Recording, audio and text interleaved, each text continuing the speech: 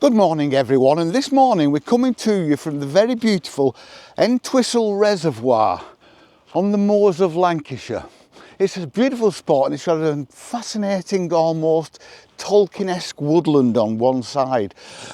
And it's actually on the way home from my mother's, because I went and watched my mother's last night. So if I drove onto the moors, you come to Entwistle Reservoir. But what I wanted to talk to you today was, I got a comment after the last video by somebody, Arthur, you know who you are, asking, he said, trying to live well is made more difficult by trying to live perfectly. And I gave a short little comment, and then I thought about this and I thought, that's very interesting. I think that deserves a bit more of a discussion. So today we're going to talk about that. We're going to talk about how we actually live well. For live well, I'm talking living peacefully, my kind of lifestyle, living slowly, living within nature, and how you can try too hard and put more obstacles in your way than necessary. I'm having to be very careful where I walk this morning because the ground is sheet ice in places. And I've just stubbed my toe. I think that sometimes when you set out to live a slower, more peaceful life, you can fall into the trap of treating it like a discipline, like bodybuilding, or something, or a box ticking exercise, rather than letting it grow organically, not really thinking about it, but just letting your life drift slowly into a different lifestyle, just giving it a nudge. It's like I always say this about bringing kids up. Bringing kids up is the same. You can't kind of get hold of them and push them. What you do, you set them on the way, and then you go along, giving a little nudge either way, along the way to help them, and hope that they come out at the other end. And I think this is very, very much like that. Living a slow life, living a peaceful life, setting out on that. You don't set out and think, I'm going to do this, and then write a list, a to-do list. I will do this, I will do this, I will do that, I will leave this, I will leave this, I will leave this. You don't do that. What you do is just change your mindset a little, because that's all it is. It's just a mindset. So you change your mindset a little bit, and then you let life take over. You still got to go to work, you still got families, you've still got things to do, but it won't impact on any of those. People in the comments many times say, oh, it's all right for you, you're retired, I can't. But I lived like this when I was working and when I had children about. It's a mindset. You can just let yourself fall into it by kind of mentally just changing a couple of priorities. You get to hear the world rather than just listen to the world, and you get to see the world rather than just look at the world. Like anything, this is just another process. It's like learning to play a musical instrument. Now, you can learn to play a musical instrument by rote, by learning how to read music, and then you can replicate those notes on the paper onto the keys or the strings of a musical instrument. Yes, you will get a tune, and that tune will be what is written on that piece of paper. The notes will be the right notes, the notes will be in the right order. But where's the heart? Where's the feeling? Where's the soul? So when you learn a musical instrument, you don't just learn to play it, you learn to love it. You learn to look. I've got musical instruments where I've got an electric cello and an electric violin. Sometimes I'll just like stand and look at them because they're beautiful, beautiful pieces of art. And that's how you feel about a musical instrument. You love it. You learn to love the feel of it, the smell of it, the look of it, the notes that come out. You don't see them as just notes to be made by reading music. You see it as an extension of you an extension of your soul, of your being, of your passion. And living a slow life is like that. It's not a box ticking exercise. You set out, I decide to live a slow life. Then you say, right, what I need to do is, no, it doesn't work like that. What you need to do is bugger all. That's what you need to do. All you need to do is think a little more. It's like when you go out for a walk, just take the time to let your eyes see what's around you and take it in. Let your ears hear the world around you. Let your nose, let your senses smell the air. Feel the cold on my fingers. It's a frosty morning, it's blooming freezing, it's cold, but it's alive, it's vibrant. And it's a beautiful area. We will take you through the woods in a bit and you'll see what I mean. I'm looking now, there's at the end of the reservoir, the hills, you probably can't see it because of the perspective of the camera, but the hills rise up the moorland and the sun is hitting it. The sun is behind the clouds behind me, but it's coming through and the sun's hitting it. And it looks absolutely gorgeous. There's like the contour, the silhouette of tall pine trees against this gold. Then you've got this unbroken azure blue of an early morning autumn sky above it. See things. I'm not just looking at that, you're seeing it, taking in every new one. And if you learn to do that, and it won't take very long, it will all become perfectly natural. You won't need to try to live that slow life. In the evenings, once you have turned the telly off, sat in the quiet with a book, or just sitting in the quiet with a hobby, or whatever, you won't need to remind yourself to do it next time. You will just do it. You will just sit down and you won't pick the telly changer up. You'll leave it where it is. You might pick up a book instead. You might pick up knitting, crochet, hobby, painting, whatever, anything at all.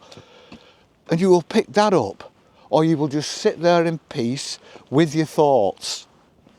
It's all very, very organic and very, very natural. Living a quiet, stress-free, less materialistic, quiet, peaceful lifestyle will never be perfect. It isn't a paint by numbers, neither is it a series of box-ticking exercise. Neither is it the attempts of a bumbling, fallible human being to complete a process with all the stumbles and pitfalls and headaches and worries that go with it. It isn't that at all. So like I've said so many times, you be you. Change a little every so often. Watch a little less telly. Read a little more. Sit a little more. Relax a little more. There's a discipline, because life basically encourages us. I'm walking through a... Oh, my feet are going to get wet. Life encourages us to be active all the time. You don't have to be active all the time. Being active is great. It keeps you fit, it keeps your cardiovascular system going. Eating well, you've got to eat well. That keeps your body healthy. You get all the vitamins, minerals and nutrients you want. And it's all kind of part of the same. They help your well-being, they help you stay healthy. Living a slow life helps your well-being, helps you stay healthy.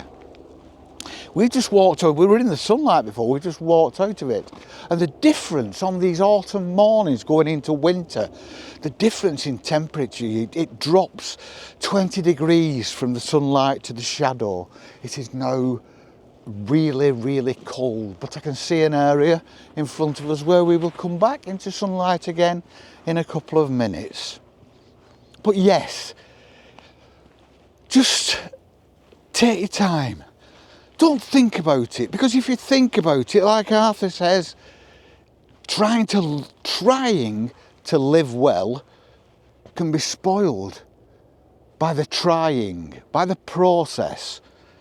And I think we're all kind of programmed to think like that, aren't we? We are programmed to work things out, to put a plan in order, to tick the boxes until we get to the end, till we achieve that goal.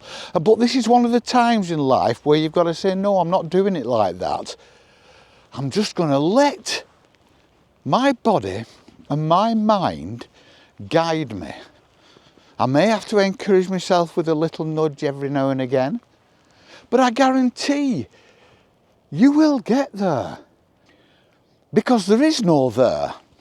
Basically, look at it this way: as soon as you start thinking about living a slow life, you are living a slow life, because it is a learning process and a learning curve that never ends.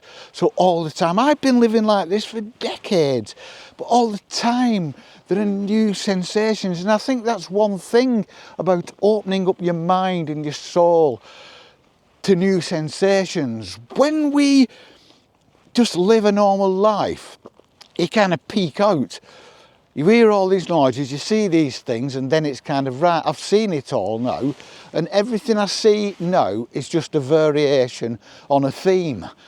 But living a slow life is a voyage of discovery that never ends, right up to the day you drop. So as soon as you start living it, you are living a slow life, because you are living your slow life. You just get more sensations, and you just get deeper into it the farther down the road you go. But we're all the same, no matter how long you've been living your slow life. We're all the same. We're just living it, because it isn't a thing. It's just a mindset. It's just a thought. It's just an idea. That's all it is. It's an idea. And you're living that idea. Things like this now, walking, hearing the crunching of my feet on the ground. Do you do that when you go out? You may, you probably don't. Because we don't, do we? Because we're thinking about other things. Because we're rushing to the next box tick. Noticing the cold on your hands, noticing the difference in hues of the trees all around me. Noticing the hill has almost disappeared behind the trees now as we reach the end of the reservoir, but I can still see it, that beautiful, bright, golden sunlight on the top of the moors. And that's what it's all about, people. Don't try too hard. Arthur is very right. Don't try too hard. You can spoil the process. You can end up with the wrong end result, think you are living a life that you're not actually thinking, because you are still living a discipline. And that's about it. We'll see you again when we get to the woods, because I just do want to show them to you. It may mean nothing to you, but to me I always think it's like quite an unusual, magical spot. Join us in our magical spot. Now, I may have gone a bit off topic really from the original idea that my subscriber posited.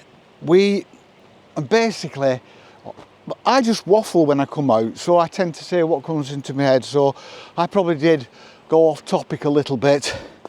But living well does not equate to living perfectly. In fact, equating living well to living perfectly is, in my opinion, a bit of an oxymoron. Living well is different things to different people.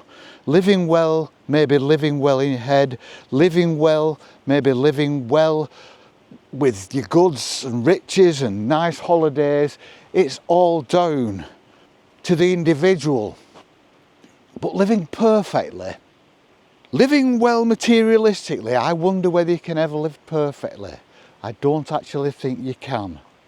But I think living well, you can almost reach a state of perfection.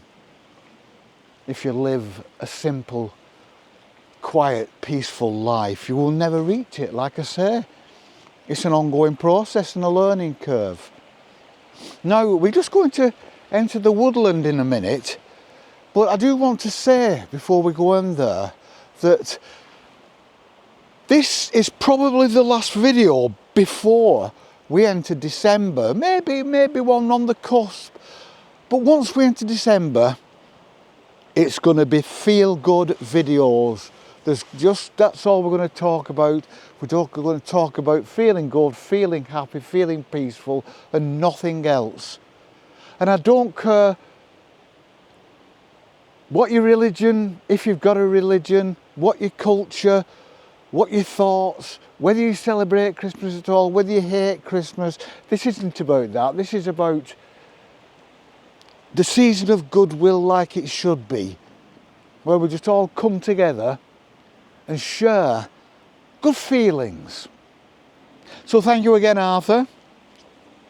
And we're going into the woodland now. We're going to share it with you. And in the meantime, good gentle people of the world, Molly and I shall see you on the flip. Peace and love.